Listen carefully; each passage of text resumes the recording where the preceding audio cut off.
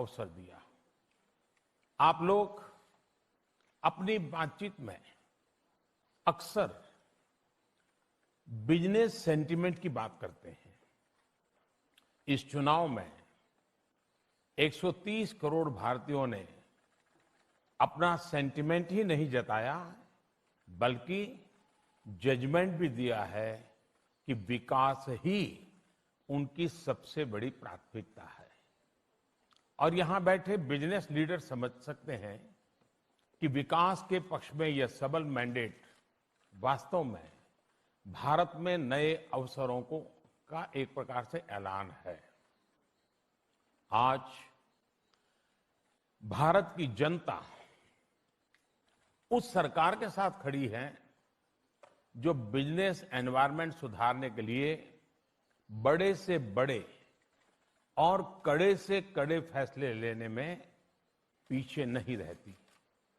आज भारत में एक ऐसी सरकार है जो बिजनेस वर्ल्ड का सम्मान करती है, वेल्थ क्रिएशन का सम्मान करती है। साथियों, आपकी जानकारी में होगा कि अभी कुछ दिन पहले ही हमने कॉरपोरेट टैक्स में भारी कमी करने का फैसला लिया है। ये निवेश के स्तर से बहुत क्रांतिकारी कदम है और इस फैसले के बाद मेरी बिजनेस वर्ल्ड में के जितने भी लोगों से बात हुई, जिनसे भी मुलाकात हुई, वो इसे बहुत ही ऐतिहासिक कदम मानते हैं। इस दौरान निवेश बढ़ाने के लिए एक के बाद एक कई फैसलों का ऐलान सरकार द्वारा किया गया है। हमने नई सरकार बनने के बाद अभी 50 से ज्यादा ऐसे पुराने कानूनों को भी समाप्त कर दिया है जो विकास के कार्यों में बाधा उत्पन्न कर रहे हैं। मैं आपको फिर याद दिला दूं, हमारी नई सरकार को अभी 3-4 महीने से ज्यादा समय नहीं हुआ है। आज इस मंच से मैं कहना चाहता हूं कि ये तो अभी शुरुआत है, अभी लंबा समय आगे बाकी है। इस सफर में भारत के साथ पार्टनरशिप करने के लिए ये पूरे विश्व के बिजनेस वर्ल्ड के लिए सुनहरा मौका है, गोल्डन अपॉर्चुनिटी है। Friends, today India is in a unique position where our rapid growth enables us to cater to diverse demand. Our people are rapidly defeating poverty, moving up the economic ladder with increasing purchasing power. Thus, if you want to invest in a market where there is a scale, come to India. Our middle class is a huge segment of people who are aspirational and has a global outlook. Thus, if you want to invest in a market where the latest trend and futures are appreciated, come to India. Our youth are one of the largest users of the app economy. From food to transport and from movies to hyper-local delivery, startups are acing everything. Thus, if you want to invest in startups with a huge market, come to India. Our infrastructure creation is expanding at a fast pace, from highways to metros, from railways to ports, from airports to logistics. Each sector is seeing massive investment and tremendous potential. Thus, if you want to invest in one of the world's largest infrastructure ecosystem, come to India. We are rapidly modernizing our cities and equipping them with latest technology and citizen-friendly infrastructure. Thus, if you want to invest in urbanization, come to India. We have opened our defense sector like never before. If you want to make in India, for India, and for the world, come to India. We are building tens of millions of homes for the poor and middle classes. This is perhaps the largest housing efforts in the world. Thus, to invest in reality, come to India. साथियों, भारत में infrastructure के विकास पर आज जितना हमारी सरकार निवेश कर रही है, उतना पहले कभी नहीं किया गया। अब हम आने वाले वर्षों में 100 लाख करोड़ यानी लगभग 1.3 ट्रिलियन डॉलर आधुनिक इंफ्रास्ट्रक्चर पर खर्च करने जा रहे हैं। इसके अलावा भारत के सोशल इंफ्रास्ट्रक्चर पर भी लाखों करोड़ रुपए खर्च किए जा रहे हैं। भारत की ग्रोथ स्टोरी में क्वालिटेटिव और क्वांटिटेटिव लीप का रोडमैप जमीन पर उतर चुका है। अब भारत ने एक बड़ा लक्ष्य रखा है, देश को 5 ट्रिलियन डॉलर की इकोनॉमी बनाने का। साथियों, जब 2014 में हम सरकार में आए थे, तो देश की इकोनॉमी करीब करीब 2 ट्रिलियन डॉलर के आसपास थी। बीते 5 वर्षों में हमने इसमें लगभग 1 ट्रिलियन डॉलर जोड़ दिया और अब हम कमर कसकर 5 ट्रिलियन डॉलर के लक्ष्य को प्राप्त करने के लिए काम कर रहे हैं। फ्रेंड्स, इस बड़े टारगेट को अचीव करने के लिए हमारे पास कैपेबिलिटी भी है, करेज भी है और कंडीशंस भी हमारे साथ है। आज भारत की ग्रोथ स्टोरी के 4 अहम फैक्टर हैं, जो एक साथ दुनिया में मिलने वाली शायद ये rarest of the rare combination है। ये 4 फैक्टर हैं: democracy, demography, demand and decisiveness. अगर मैं पहले फैक्टर की बात करूं, तो भारत में ऐसा मौका, ऐसी पॉलिटिकल स्टेबिलिटी कई दशकों के बाद आई है। जब डेमोक्रेसी हो, पॉलिटिकल स्टेबिलिटी हो, पॉलिसी प्रेडिक्टेबल हो, जुडिशरी इंडिपेंडेंट हो, तो इन्वेस्टमेंट की सेफ्टी, सिक्योरिटी और ग्रोथ का भरोसा अपने आप मिलता है। फ्रेंड्स, इस ग्रोथ को बल मिलता है भारत के डेमोग्राफिक डिविडेंड से, यंग और एनर्जेटिक टैलेंट पूल से। भारत आज दुनिया के सबसे बड़े इंजीनियरिंग एजुकेशन बेस और सबसे मजबूत R&D फैसिलिटीज वाले देशों में से एक है।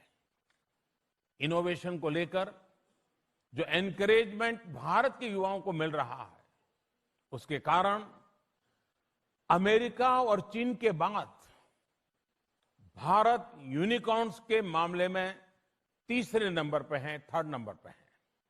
फ्रेंड्स, तीसरा डिमांड का फैक्टर है। जैसे जैसे भारत की बड़ी आबादी इकोनॉमिकली एम्पावर्ड हो रही है, परचेजिंग पावर बढ़ रही है, वैसे वैसे डिमांड भी बढ़ रही है।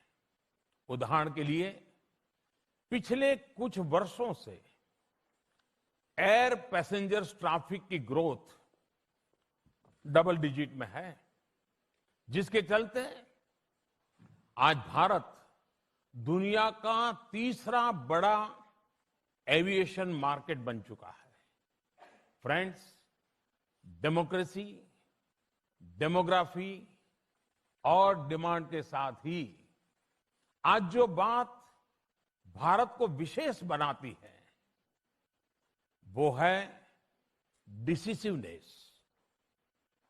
एक डाइवर्स और फेडरल डेमोक्रेसी होने के बावजूद बीते 5 वर्ष में पूरे भारत के लिए सीमलेस, इंक्लूसिव और ट्रांसपेरेंट व्यवस्थाएं तैयार करने पर बल दिया गया है। जहां पहले भारत में टैक्स का जाल था, वहीं अब जीएसटी के रूप में एक ही इनडायरेक्ट टैक्स रिजीम पूरे देश के बिजनेस कल्चर का हिस्सा बन चुकी है। आईपीआर एवं ट्रेडमार्क की रिजीम को मजबूत बनाने के लिए ही हमने काफी काम किया है। इसी तरह इंसॉल्वेंसी और बैंकरप्सी से निपटने के लिए इंसॉल्वेंसी एंड बैंकरप्सी कोड बनाया। टैक्स से जुड़े कानूनों और इक्विटी इन्वेस्टमेंट पर टैक्स को ग्लोबल टैक्स रिजीम के बराबर लाने के लिए हम जरूरी सुधार निरंतर करते रहेंगे। टैक्स रिफॉर्म्स के अलावा दुनिया का सबसे बड़ा फाइनेंशियल इंक्लूजन में भारत में बहुत कम समय में हुआ है। करीब 370 मिलियन लोगों को 370 मिलियन लोगों को बीते 4-5 साल में बैंकिंग से पहली बार जोड़ा गया है। आज भारत के करीब करीब हर नागरिक के पास यूनिक आईडी है, मोबाइल फोन और बैंक अकाउंट है, जिसके कारण टारगेटेड सर्विस डिलीवरी में तेजी आई, लीकेज बंद हुई और ट्रांसपेरेंसी कई गुना बढ़ी है। फ्रेंड्स, न्यू इंडिया में हमने डीरेगुलेशन, डी लाइसेंसिंग और डी बॉटलनेकिंग की मुहिम चलाई है। ऐसे ही रिफॉर्म्स के कारण हर ग्लोबल रैंकिंग में भारत निरंतर बेहतर प्रदर्शन करता जा रहा है। लॉजिस्टिक परफॉर्मेंस इंडेक्स में 10 रैंक का जंप, ग्लोबल कॉम्पिटिटिवनेस इंडेक्स में 13 अंक का उछाल, ग्लोबल इनोवेशन इंडेक्स में 24 नंबर का सुधार और सबसे अहम World Bank ease of doing business index में 65 रैंक का सुधार अभूतपूर्व है, असाधारण है। और साथियों, आप सभी ये भी भली भांति जानते हैं कि ये रैंकिंग ऐसे ही नहीं सुधरती। हमने बिल्कुल ग्राउंड लेवल पर जाकर व्यवस्थाओं में सुधार किया है, नियमों को आसान बनाया है। मैं आपको एक उदाहरण देता हूं। पहले बिजली कनेक्शन लेने के लिए उद्योगों को कई साल लग जाते थे। अब कुछ दिनों के भीतर बिजली कनेक्शन मिलने लगा है। इसी तरह कंपनी रजिस्ट्रेशन करने में पहले कई हफ्ते लग जाते थे, अब कुछ ही घंटों में कंपनी रजिस्ट्रेशन हो जाता है। बीते 5 वर्ष में क्या परिवर्तन आया, इसका एक उदाहरण मैं आपको देता हूं। बीते 5 सालों में भारत में 286 बिलियन एफडीआई हुआ है। ये बीते 20 साल में भारत के टोटल एफडीआई फ्लो का आधा है, 50% है। अमेरिका ने भी जितना एफडीआई बीते दशकों में भारत में किया है, उसका 50% सिर्फ पिछले 4 साल में हुआ है। और ये तब है जब पूरी दुनिया में एफडीआई इनफ्लो लेवल लगातार कम हो रहा है। इसमें भी एक और इंटरेस्टिंग बात यह है कि करीब 90% एफडीआई ऑटोमेटिक रूट से हुआ है और 40% ग्रीनफील्ड इन्वेस्टमेंट है।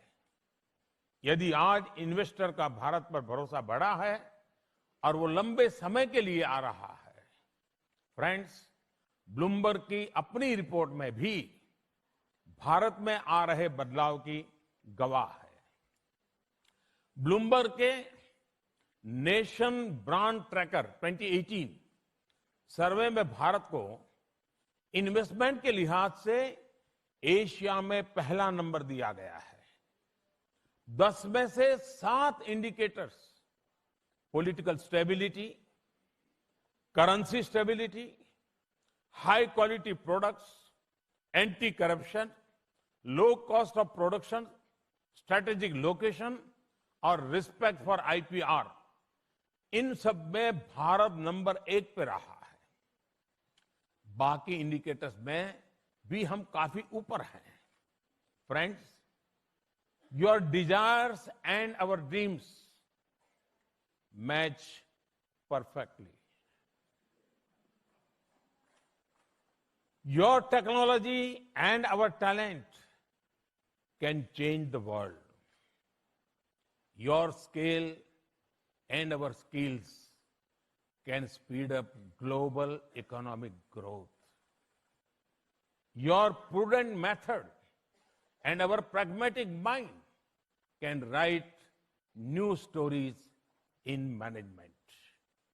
Your rational ways and our human values can show the path which the world is looking for. And if there is any gap anywhere, I will personally act as a bridge. Thank you. Thank you very much.